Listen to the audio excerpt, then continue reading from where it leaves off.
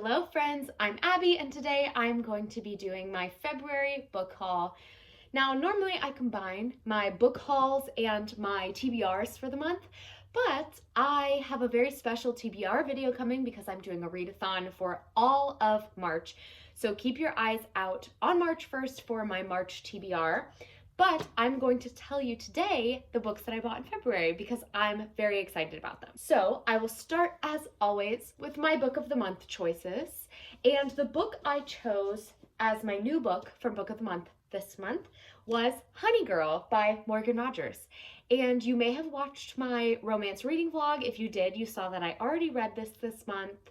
This is the story of a woman named Grace who has always been a perfectionist, a very type A, rigorous student, and she has graduated from her degree in astronomy, a PhD, and she decides to kind of have one weekend where she feels free to do as she wishes and to explore all of the things she might have been missing out on in life, and she goes to Vegas with a couple of friends. It ends up in her marrying a woman that she meets there, and she wakes up in the morning and that woman is gone. And this book is kind of about their romance.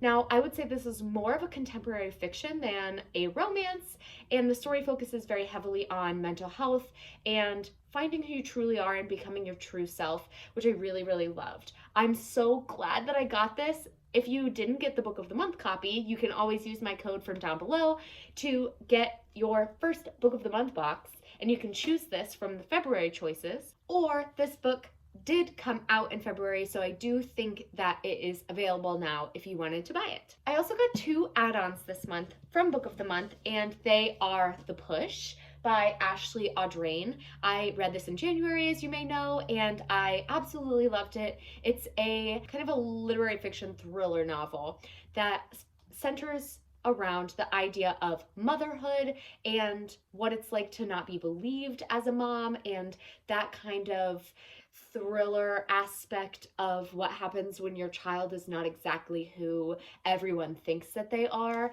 I absolutely loved this. This was fantastic and just a really, really good thriller that I'm really happy I picked up and now I'm happy I own. Also, I'm sorry if the lighting keeps getting weird. I'm filming in front of my window right now, and for some reason it's going very like blue to yellow, but we make do with what we have, and that's what we have today is the window. The next add-on I got was No Exit by Taylor Adams, which again is another thriller that I read in January, and this one is about a woman who is coming home from college for Christmas break and gets caught in a snowstorm and has to stop at this rest stop, and while she's at the rest stop with a couple of other people, she sees a child in the back seat of a van, and that child is in a dog cage. And so the girl in this book has to decide what she's going to do, how she can help this child. This was super, super fast paced. I gave it 5 stars. It is one of my all-time favorite thrillers. It made my heart pound, and I just absolutely loved it. I was on the edge of my seat the whole time. I highly recommend this, and I'm so happy that I own it. I also got this copy from Book of the Month specifically because I couldn't find the hardcover version of this book with this picture on it, with this cover, anywhere. I looked so many places and I just couldn't find it. And I could have gotten the paperback for the exact same price, maybe even a little cheaper, but I didn't like the paperback cover for the US. I really wanted this blue no exit sign with the snow on the road. I just think this cover is stunning and I wanted this cover, so I specifically got it from Book of the Month for that reason. The next little category of books that I'm going to talk about are all series. So I'm going to talk about them. You'll see what I mean. The first series that I bought, I didn't actually buy the entire series, but I bought The Wise Man's Fear by Patrick Rothfuss, and this is the second book in the Name of the Wind trilogy. And again, I specifically bought this version because of the cover, because look at this cover.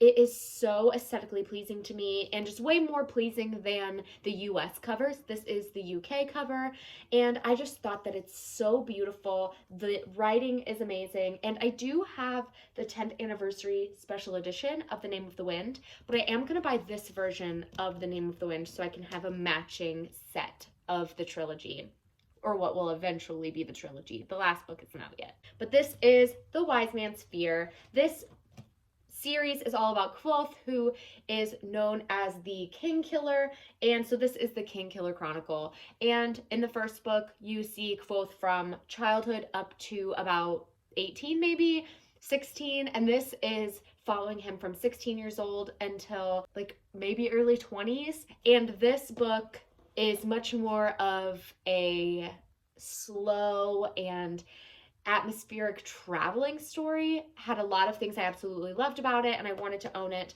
The first book, though, does have much more of a magical school element, as well as some kind of musical magic that was really cool. This book introduces the Fae, which was awesome to see. So I wanted to own it because I really, really loved this, and I'm hoping to have this whole collection at some point. And to go along with that, I did buy The Slow Regard of Silent Things by Patrick Rothfuss, and as you can tell, this is a novella that goes along with the series, and this is all about Ari, who is a young woman that lives under the university that Kvothe goes to, and she is very mysterious. Nobody knows a whole lot about her, and I just love her as a character. She's so pure and sweet and beautiful, so I wanted to get this gorgeous copy of The Slow Regard of Silent Things because it's stunning with those purple flowers and the purple moonlight, and also Ari looks exactly like I imagined she would.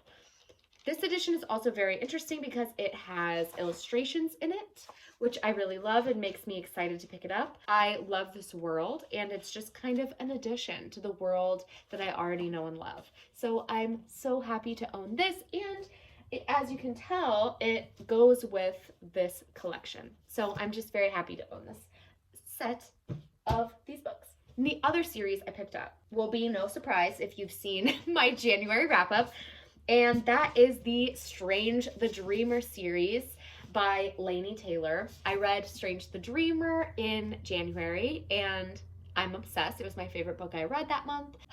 It just was so beautiful and stunning, and the writing is full of that purple prose and the absolutely gorgeous lyrical writing, and I just really wanted to own the series, and it is a duology, more specifically, rather than a series. So I wanted to own them, and this version of Strange the Dreamer is one of my favorite covers of these books, so I'm very happy that I was able to find them in paperback because they are thick boys. Strange the Dreamer, if you don't know, is about Laszlo Strange, who is a librarian and feels a connection to this missing city called Weep, and he is passionate about this city, and all of a sudden this group of people comes in. They say they are ambassadors from the city of Weep, and they are there to find a group of people to take back with them to help them save their city. And Laszlo is able to get into that group, goes to the city of Weep, and everything happens from there. There are gods in this. There's a beautiful magic system. The characters are stunning. Overall, a fantastic book. One of my all-time favorite books now, and I highly recommend this to everybody, which is why I had to pick it up. Also, look at this cover page. For paperback books, they don't always do something fancy for the cover pages or the inside pages. I wish they did, though, because I'm so excited when I open it up and see this, and paperback books don't have end pages. Let's start a riot until they give us beautiful end pages in our paperback books. Along with Strange the Dreamer, it came with Muse of Nightmares, which is the second book in the Strange the Dreamer duology, and I'm so excited to pick this up. Your secret hint into my March TBR is this book, because I will be including it in March's TBR. I just really want to get back into this world because this book picks up where the last book left off, and I need to know how the story ends because it ended on a cliffhanger. And the last series that I picked up for this month is the Winter Night Trilogy by Catherine Arden. So the Winter Night Trilogy includes The Bear and the Nightingale, which look how beautiful and atmospheric and wintry this book is. All of them are absolutely gorgeous. Then we have The Girl in the Tower. Oh, I love it. I love the colors. And then The Winter of the Witch. And this trilogy is really beautiful. I love so many different things about each of the books. The trilogy as a whole is about Vasya, who in the first book is kind of coming of age. She's a young girl who lives out in the wilderness of Russia with her parents, and her dad has to remarry at one point because her mother passes away. And this new wife, her stepmother, is very against the ways of the old gods. And Vasya is gifted and can see all of these old gods, or cherti. So she is fighting for these old gods and trying to keep them involved and alive in the lives of these people of Russia. And so the first book is kind of a coming of age. The second book, The Girl in the Tower, is more of the political side of the world that they're in. It takes place mostly in Moscow and has a really beautiful story where Vasya is now growing up and is a young woman.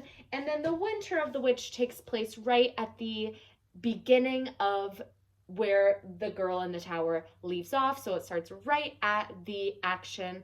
And this follows kind of how everything wraps up and how Vasya's story all concludes. And I loved this whole series. I gave the first book 4 stars, the second book 4 stars, and the third book 5 stars. So I really wanted to own this series. And they're all much smaller and prettier than I expected, although they are only about 350 pages each. So if you're looking for a quick and atmospheric fantasy read, this is a wonderful adult fantasy series that I highly recommend. And the last little chunk of this book haul is a couple of new releases that I read in the month of February and really enjoyed and wanted to own. So the first one is Waiting for the Night Song by Julie Carrick Dalton. And this is the story of a woman named Katie who grew up in this forest, and she has left home at this point by the start of this book. And this book follows her as she is out studying these beetles. She studies these beetles who are causing forest fires, and she's very passionate about the environment. And this follows her as she's working to save the environment and advocate for her job, as well as her childhood friend sends her a message and says they found the body. And she has to return back to the woods that she grew up in, that she was never hoping to return to help with this mystery and kind of help figure out what is going on and what they should do. Not only was this book very beautifully written and moving, this cover is the most stunning thing I've ever seen, which is why I had to buy it in addition to enjoying it. But this cover is my aesthetic all wrapped up, like a little foresty, a little watery, like a lake. We have some fluttery, like bonfire looking things at the bottom, and this pink purple mix is everything. I had to own this book. I am so happy that I do because it's going to look amazing on my shelf. And the last book I bought is another one that I read in February, and I absolutely loved it, and that was A Thousand Ships by Natalie Haynes. And again, a stunning cover. This book is a feminist retelling of the Trojan War, and it focuses on all of the women's stories from the Trojan War. So it's kind of a Greek myth retelling, partial Greek myth, partial historical fiction, focusing on the women who were impacted by the Trojan War. This focuses on the stories of women from the Trojan women on the Trojan side of the war, the Greek women on the Greek side of the war, the women whose husbands never come home, the women who are sold into slavery, the women who are waiting to hear whether their husband or children are coming home, and the women who were behind the war saying, hey, I don't think this is a good idea, and nobody listened to them. And on top of that, we have the Greek goddesses.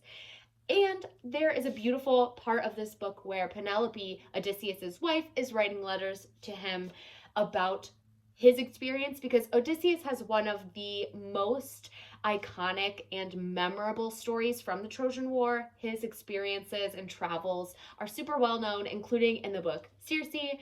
And this talks about Penelope, his wife, and her period of time where she's waiting for Odysseus to return and kind of how she's dealing with it.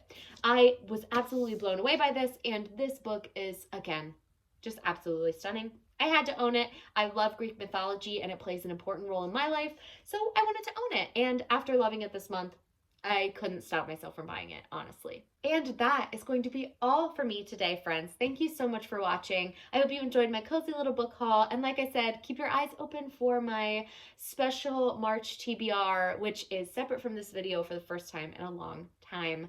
Please like, comment, subscribe, share this video with anyone who you think would enjoy it, and I will see you next time.